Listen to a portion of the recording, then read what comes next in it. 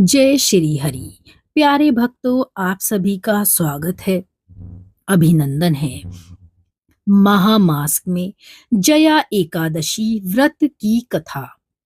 धर्मराज युधिष्ठिर बोले, हे भगवान, आपने माघ के कृष्ण पक्ष की षटतिला एकादशी का अत्यंत सुंदर वर्णन किया। आप स्वदेज, अंडज, उद्विज और जरायुज चारों प्रकार के जीवों के उत्पन्न, पालन तथा नाश करने वाले हैं। अब आप कृपया करके माघ शुक्ल एकादशी का वर्णन कीजिए। इसका क्या नाम है, इसके व्रत की क्या विधि है और इसमें कौन से देवता का पूजन किया जाता है। श्री कृष्ण कहने लगे, हे राजन, इस एकादशी का नाम जया एकादशी है। इसका व्रत करने से मनुष्य ब्रह्म हत्यादि पापों से छूटकर मोक्ष को प्राप्त होता है तथा इसके प्रभाव से भूत पिशाच आदि योनियों से मुक्त हो जाता है। इस व्रत को विधि पूर्वक करना चाहिए। अब मैं तुमसे पद्म पुराण में वर्णित इसकी महिमा की कथा सुनाता हूँ। देवराज इंद्र स्वर्ग में राज करते थे और अन्य सब देवगण सुख पूर्वक स्वर्ग में रहते थे।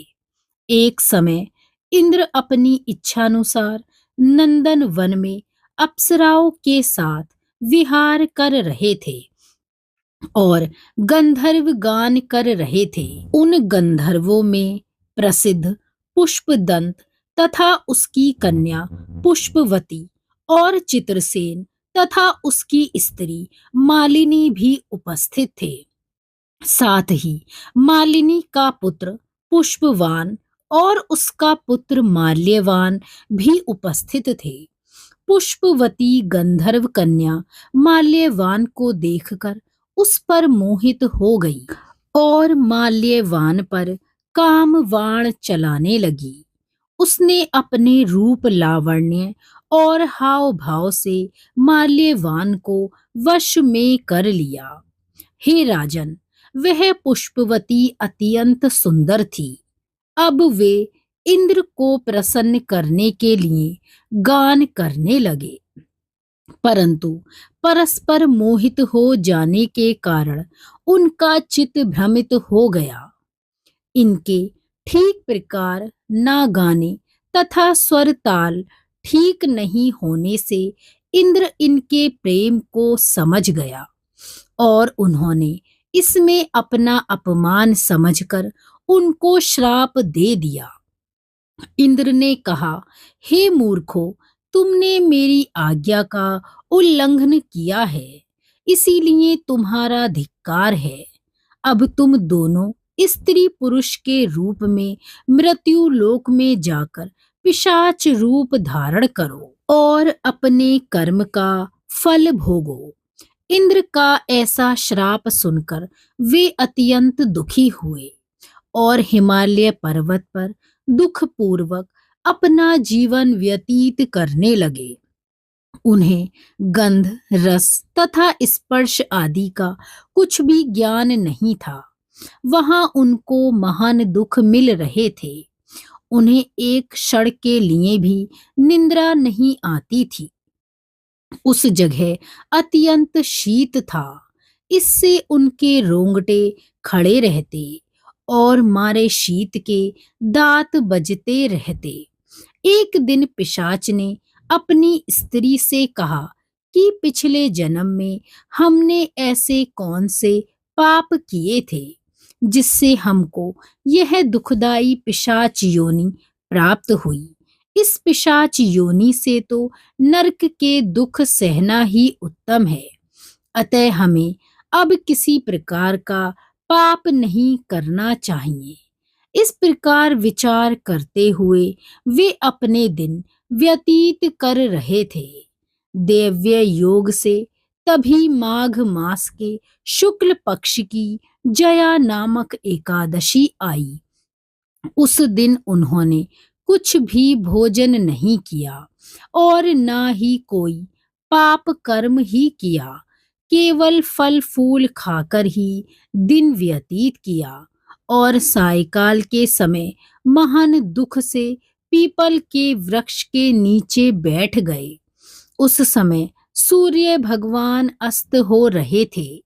उस रात को अत्यंत ठंड थी।